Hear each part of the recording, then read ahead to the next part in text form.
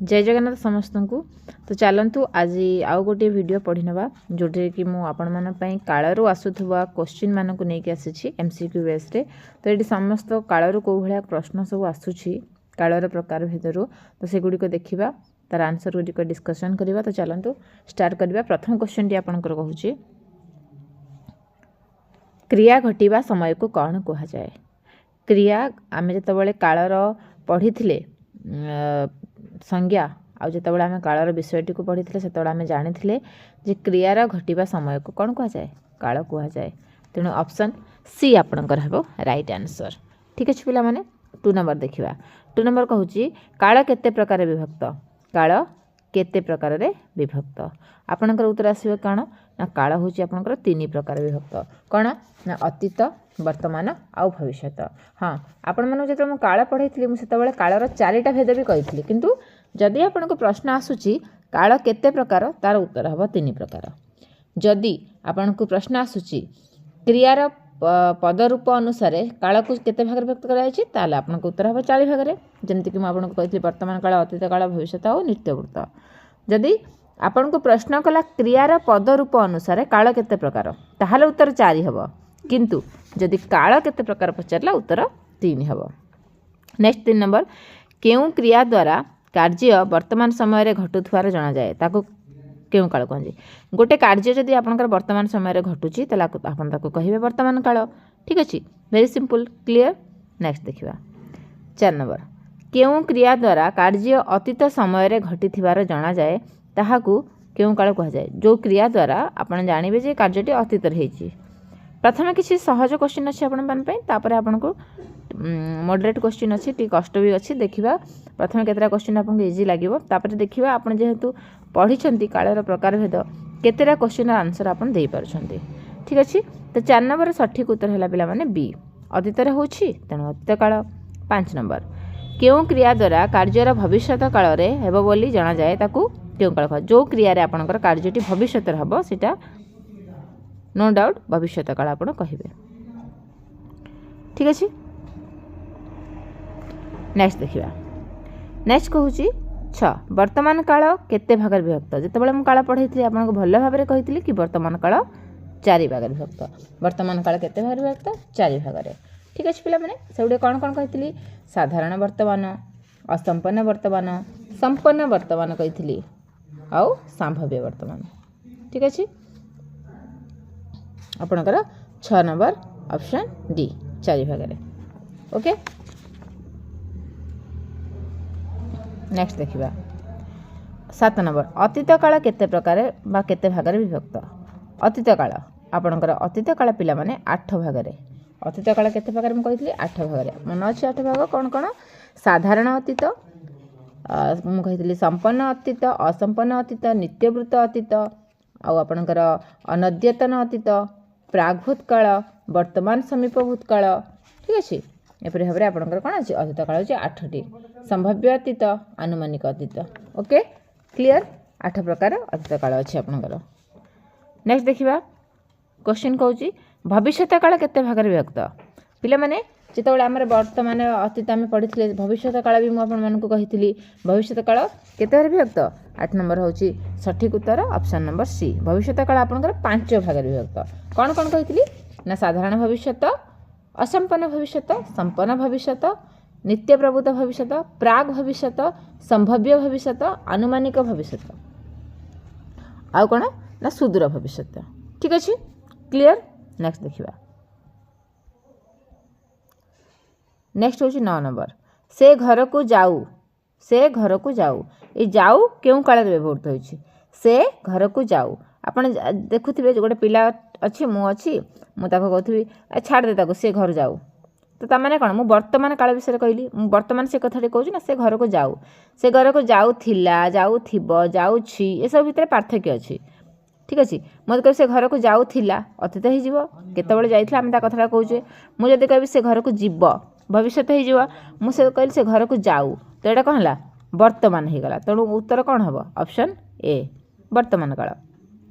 10 number देखिया पिला माने मु पाठ करिनी केउ काल रे अछि मु पाठ करिनी करिनी एटा को काल हाँ जदि आपण मैंने कहते यहाँ वर्तमान काल ठीक अच्छे मुझे पाठ करनी मुझे जनक उत्तर दूसरी मुझे पाठ करनी मुझे पाठ करी नथिली मुझे पाठ करी नथिबी ये सब अलग अलग काल को आपन को सूचना देव।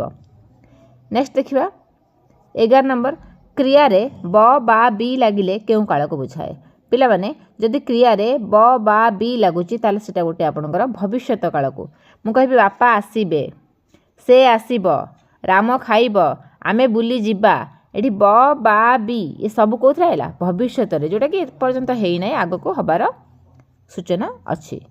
ठीक अछि 12 नंबर देखिबा क्रिया रे ल ला ली लागिले केउ काल हुए पिला माने क्रिया रे जदि आपनकर ल ला किबा ली आसुची सेटा आपनकर अतीत काल हबो मु कहबी से खाई थिला मु खाई थिली आमे जाई थिलु हां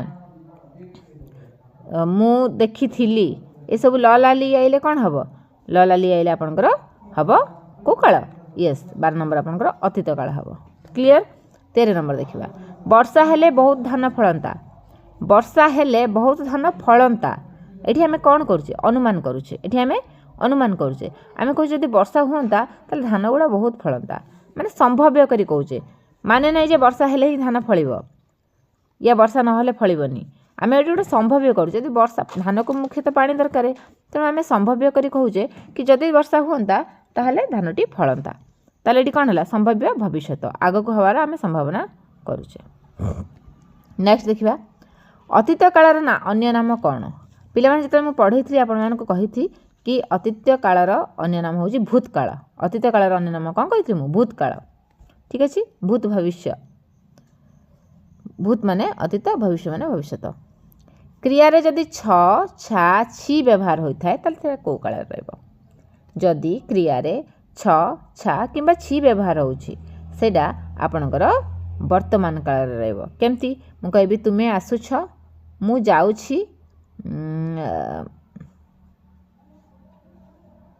तुमे आसु छ मु जाउ छी एमती छ छ छी हम व्यवहार करछु कि नै एडा सब को काल रहउची यस वर्तमान काल रहउची। क्लियर नेक्स्ट देखिबा 16 नंबर कोन कहउची पिला माने 16 नंबर कहिला पिलाए खेलु थांते यहाँ केउ काल र अछि पिलाए खेलु थांते देखंदु थांते एठू आपण ही क्रिया रू ही जानि पारुथबे एटा को काल यस जो माने कहउचंती कि एटा वर्तमान काल पूरा ठीक एटा वर्तमान काल रे अछि।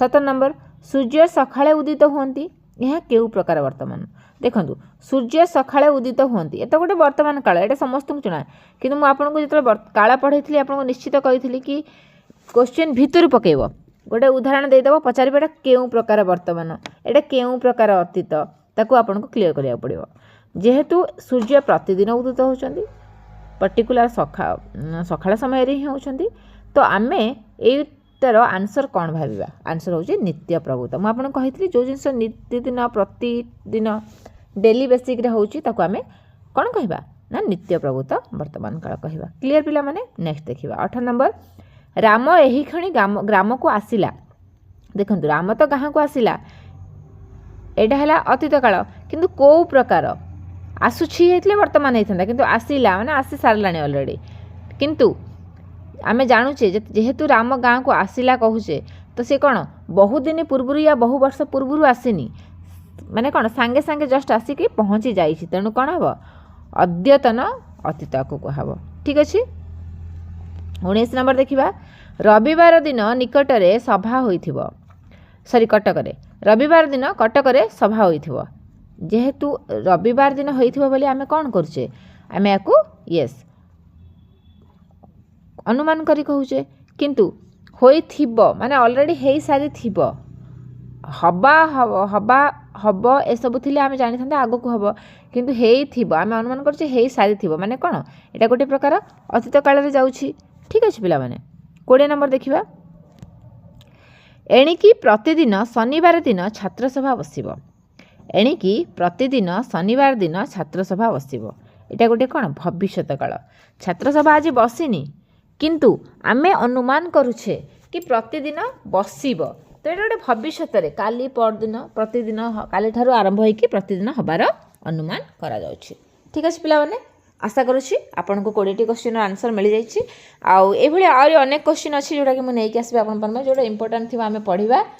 ठीक अछि तो एग्जाम भलो भाबे प्रिपरेशन हो। Thank you so much happy learning to all.